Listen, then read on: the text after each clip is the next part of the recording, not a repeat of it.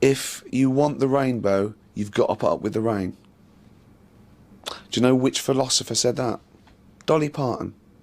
Yeah. And people say she's just a big pair of tits. Sorry, I thought I'd open with that to remind me how dangerously easy it is to sound poncy reciting lyrics. Fingers crossed I'm not that guy, you know, the type of person to pretend to read War and Peace on the train to show off to the girl opposite, but hey, you could be the judge of that. In this tightrope walk of picking the most profound lyrics without nosediving straight into pretentious waters, another pitfall I should acknowledge is that yes, I'm gonna miss some gems. I mean, I could be happily humming along to a song for decades with no idea the lyrics are about some horrific massacre, so feel free to let me know what your favourite slices of wisdom in lyrical form are that shake you to your philosophical core. So with all that out the way, let's kick off this list with the Canadian-born Joni Mitchell song Both Sides Now, which I'll analyse in 2 stages. And FYI, the vocals are from Judy Collins' rendition.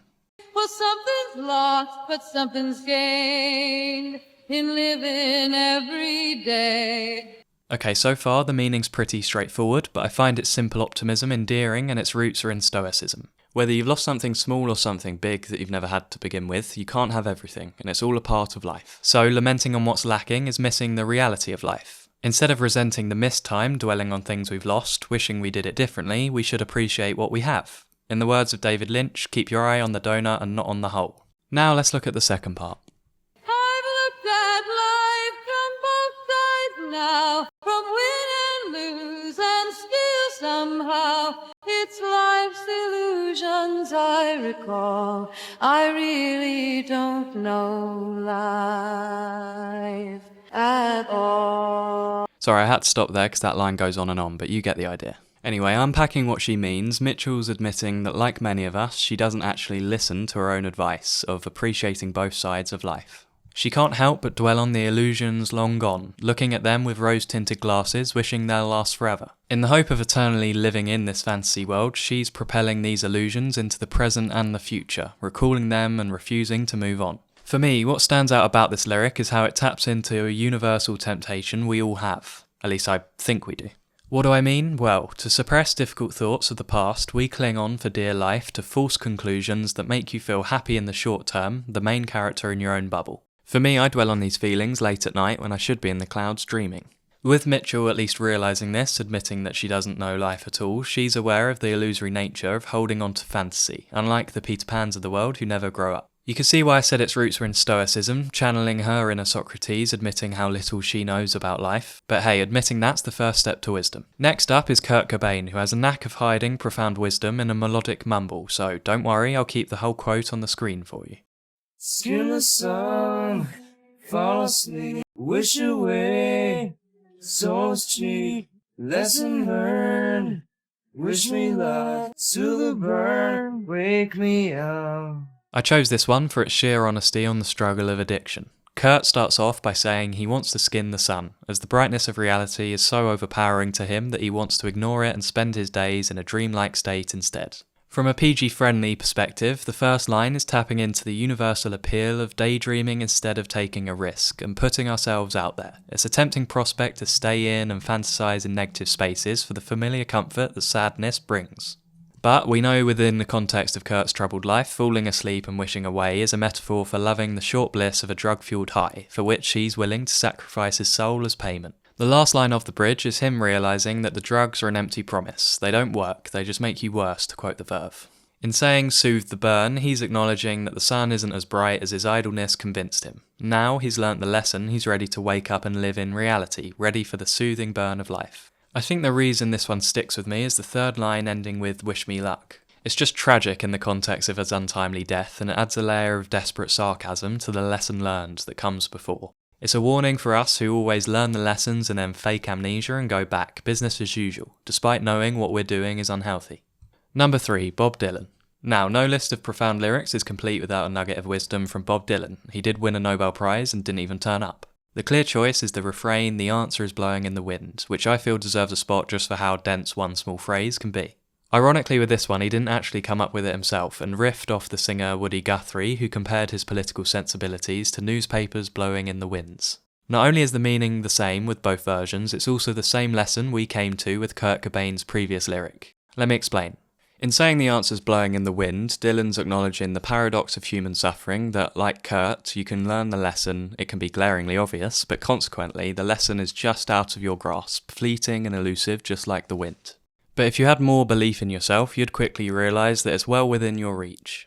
So we're not treading on the same ground as before, let's move on to the next genius lyric from none other than John Lennon. Words are flowing out like endless rain into a paper cup.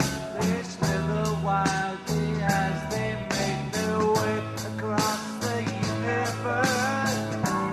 Pools of sorrow, waves of joy are drifting through my open mind, possessing and caressing me. With this one, I feel wary that over-explaining it loses its poetic magic, so I'll keep it brief. But having said that, let's start with the first line, as I don't think there's a better opening line to a song. Endless rain into a paper cup is just so vivid that you can feel John's blight. The origin of the line goes that he was lying next to his first wife, arguing in bed. The words were pouring out, flowing like an endless stream, with the paper cup symbolising John's fragile state. Moving to the third line, the pools indicate that Lennon's sorrow was a constant lingering presence in his life, whilst the more dramatic waves of happiness hit him hard but soon passed. Before we get to number 5, I've got to mention my favourite line of his, but bear in mind, like many of his lines, it was taken from a newspaper. Life is what happens to you while you're busy making other plans. Number 5, Michael Stipe. Taking a page out of John Lennon's book, in the R.E.M. song Find the River, Stipe goes with a water analogy to describe the quickness of life and how we ride along the river towards the endless ocean. Pick up here and chase the ride. The river empties to the tide. Fall into the ocean. River to the ocean goes, a fortune for the undertow. None of this is going my way. So death is like the flow of a river, inevitable. However, like the common saying of life being like a roller coaster, riding a river is a fast journey to be savoured. To quote the Beatles, we've all got a one-way ticket to ride, and in the words of George Harrison, if you don't know where you're going, any road will take you there, so best to keep on trucking on instead of staying stuck in the same place. Number 6, Paul Simon. I couldn't find the isolated vocals for this one, but don't worry, I won't sing it, I'll just read it. Losing love is like a window in your heart, everybody sees you're blown apart. This one's the soppiest of the bunch, but its truth's undeniable. I also heard it just when I was experiencing the exact thing and slapped me out of the brave mask I was wearing to save face. When you suffer heartbreak, it's so easy to shut yourself off from others and feel as if you're alone in your struggle. This will cause you to put on a mask and try to hide your sadness and insecurity like I did. But despite your best efforts, people will see through this fragile exterior and you'll also feel it breaking before your eyes. What this line reminds us to do is to check ourselves by realising how fruitless it is to try to hide your insecurities. I like this analogy by the French philosopher Albert Camus, who illustrates how hiding your vulnerability can lead you to being taken advantage of. Camus asks us to imagine a person going into a lion's cage with a fresh wound. He writes, if before going into the cage he has the misfortune to cut himself while shaving, what a feast for the animals. As the lion's a predator, they'll prey on weakness, and so too a person with predatory intentions will latch on to any weakness that you inadvertently reveal. To quote the next man on the list, Thom Yorke, the more you try the eraser, the more that you appear. It's like a self-inflicted Streisand effect. Number 7, Thom Yorke. Just because you feel it doesn't mean it's there. Now I know the initial optics aren't great with this one, not the most appropriate phrase to blurt out if your partner's upset at you, I know, it's just going to come across as an act of gaslighting. But if we think of it in the context of self-reflection, it's a good thing to keep in mind. Just because you feel an emotion doesn't mean it's valid, as emotions develop at a faster rate than our rationality. As I mentioned with the Kurt Cobain lyric, we sometimes give our unproductive feelings too much attention for the familiar comfort they bring, attaching meaning which isn't there. Too often we put too much weight in our feelings, believing them to be an accurate response to the reality of the situation. Also, as emotions are highly subjective, complex states, we're susceptible to undervaluing the negative emotions in favour of what makes us feel good in the moment. Of course, we don't have a say in the thoughts that cross our mind, but dwelling on a negative thought is a choice, and we don't always need to give the unproductive feelings the attention they crave. So, the next time you're spiralling about something, if you want to bring yourself out of it, tell yourself that just because you feel it doesn't mean it's there. Thanks for watching, and if you want more where this came from, check out my overthinking playlist to quiet the noisy mind. See you next time.